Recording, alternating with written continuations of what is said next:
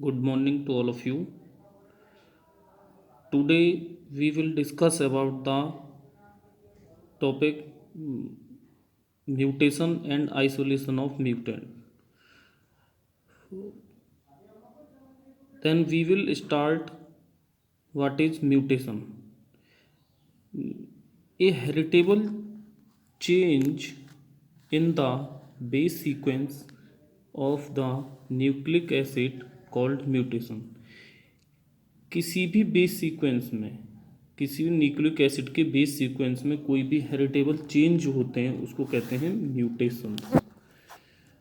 After that we will discuss about the mutant. What are mutant? Mutant क्या होता है? A strain of any cell carrying a change in nucleotide sequence is called as a mutant.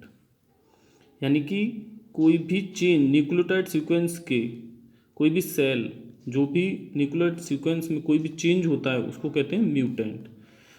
After that we will discuss about the auxotroph. Auxotroph क्या होते हैं? Mutant with a nutritional requirement for growth is called ऑक्सोट्रॉफ.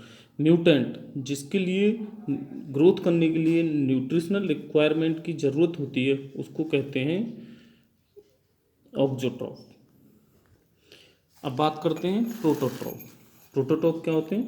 A parent from which auxotroph was derived is called प्रोटोट्रॉफ.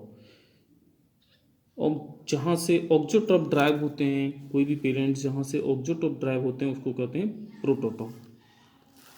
अब हम बात करते हैं सबसे पहले आइसोलेशन ऑफ म्यूटेंट्स.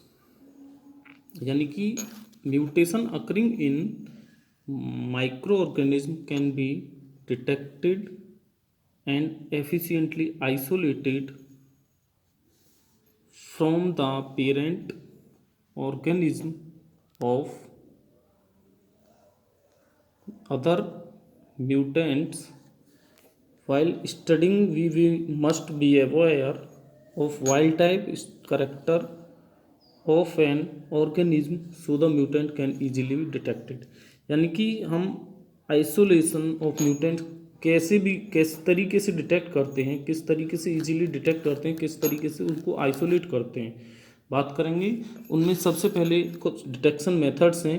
तो सबसे पहला मेथड है रेप्लिका प्लेटिंग टेक्निक.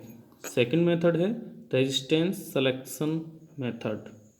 नेक्स्ट है सबस्ट्रेट यूटिलाइजेशन मेथड. और लास्ट है एमीज मेथड. तो आइए first of all we will discuss about the technique replica plate technique. Replica plate technique के बारे में हम बात करेंगे. तो सबसे पहले रेप्लिका प्लेट टेक्निक को डेवलप किया था वो थे Joshua and Esther Lederberg. In 1952 developed a new technique called replica plating. यानी कि जोशुआ एंड ईस्थर लेडरवर्ग 1952 में इस टेक्निक को डेवलप किया था जिसको कहते हैं रेप्लिका प्लेटिंग टेक्निक. इस टेक्निक में क्या होता है?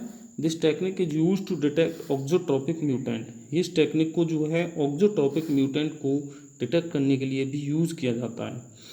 इसमें और क्या करते हैं? इसमें wild type strain on the basis of ability grow in the absence of amino acid. यानी कि वाइल्ड टाइप स्ट्रेन जो होते हैं उनकी एबिलिटी ग्रो करने की एबिलिटी अमीनो एसिड्स की एब्सेंस और प्रेजेंस में, उसको भी इसके थ्रू हम डिटेक्ट करते हैं. Also, this test is used to demonstrate the presence of antibiotic resistant in bacterial cultures prior to exposure of antibiotic. यानी कि इस टेस्ट को जो है एंटीबायोटिक्स की प्रेजेंस में बैक्टीरियल रेजिस्टेंस कल्चर को भी जो है एंटीबायोटिक्स की प्रेजेंस में बैक्टीरियल कल्चर को जो है उसकी ग्रोथ को भी जो है हम इसको थ्रू डिटेक्ट करते हैं. इसमें सबसे पहले स्टेप्स क्या क्या स्टेप्स इन्वॉल्व होते हैं? Generate the mutants by treating a culture with a mutagen eg nitrosoguanidine, यानी कि सबसे पहले हम क्या करेंगे, म्यूटेंट को जो है एक कल्चर से यानी कि म्यूटाजेन से उसको जो है ट्रीट करेंगे। आफ्टर द सेकेंड पॉइंट में हम क्या करेंगे, inoculate A plate containing A complete growth medium and incubate it at proper temperature. Both wild type and mutant survivors will form complete medium, यानी कि उसको जो है सबसे पहले उसको कल्चर को ट्रीट करेंगे नाइट्रोसोग्वानिडीन से, उसके बाद उसको जो है उसकी प्लेट को जो है इनोकुलेट करेंगे कंप्लीट ग्रोथ मीडियम, उसको इनोकुलेट करने के बाद उसको जो है हम क्या करेंगे, इंक्यूबेट करेंगे एक प्रॉपर टेम्परेचर पे, उसको हम इंक्यूबेट करेंगे। फिर उसके बाद जो है सर्वाइवर्स जो भी इंक्यूबेशन में है वो जो है कंप्लीट, उसके बाद कंप्लीट मीडियम जो है वो सर्वाइवर फॉर्म करेगा। After that this plate contain complete medium is called master plate. जो प्लेट जिसके अंदर कंप्लीट मीडियम होगा उस प्लेट को हम कहेंगे मास्टर प्लेट। आफ्टर दैट उसके बाद हम क्या करेंगे, मास्टर प्लेट जब प्रिपेयर हमारी हो गई उसके बाद prepare a piece of sterile velvet and gently on the upper surface of the master plate to pick up bacterial cell from each colony.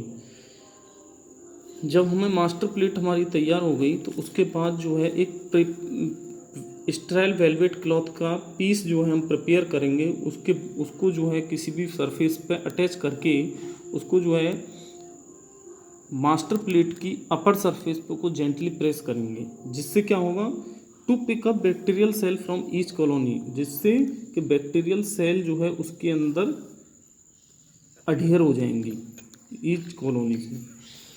अब उसको जो है पिकअप करने के लिए प्रेस किया, प्रेस करने के बाद उसको जो अडहियर हुआ उसको जो है एज प्रेस्ड मास्टर प्लेट, अब जैसे ही उसको जो मास्टर प्लेट पे प्रेस करेंगे दोबारा से again gently press the velvet on the replica plate contain complete medium in one set and lacking leucine in only in leucine in other set. मतलब उसको जो है जैसे ही हम उसको मास्टर प्लेट पे प्रेस करेंगे वेलवेट क्लॉथ को, उसके बाद उसको क्या करेंगे, रेप्लिका प्लेट पे भी उसको जो है हम प्रेस करेंगे, जिसमें क्या होगा, कंप्लीट मीडियम होगा। और दूसरा जो है दूसरी जो प्लेट होगा उसमें जो है ल्यूसिन यानी कि अमीनो एसिड की एब्सेंस होगी, जिसमें लैकिंग द ल्यूसिन यानी कि जिसके अंदर ल्यूसिन नहीं होगा, अमीनो एसिड की प्रेजेंस नहीं होगी। इससे क्या होगा, thus the bacterial cell are transferred in replica plate in the same position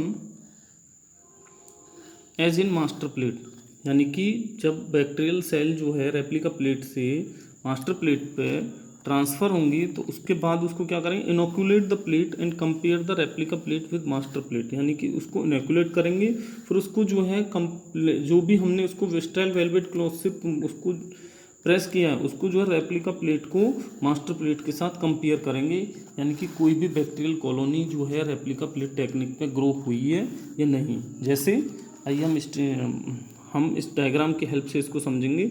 mutagen E coli, mutagen लिया, म्यूटाजेन को उसको जो है हमने इनोकुलेट किया, कंप्लीट मीडियम मास्टर प्लेट बनाई, उसके बाद जो है ये स्टेराइल वेलवेट क्लॉथ हमने एक सरफेस पे लगाया, स्टेराइल वेलवेट क्लॉथ को जो है जेंटली प्रेस किया मास्टर प्लेट पे, उसके बाद जो है प्रेस, ये देखिए press velvet cloth on replica plate, यानी कि इसको जो है वेलवेट क्लॉथ को जो हमने रेप्लिका प्लेट में यहाँ पे मास्टर प्लेट पे प्रेस किया, उसके बाद इसको इंक्यूबेट किया।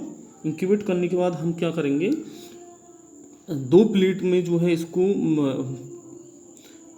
करेंगे, तो इसमें एक कंप्लीट मीडियम होगा यानी कि कल्चर ऑफ ल्यूसिन एक्जोट्रॉफ होगा, और एक दूसरा होगा मीडियम डिवॉइड ऑफ ल्यूसिन यानी कि ल्यूसिन नेगेटिव ऑक्जोट्रॉफ, जिसके अंदर अमीनो एसिड नहीं है।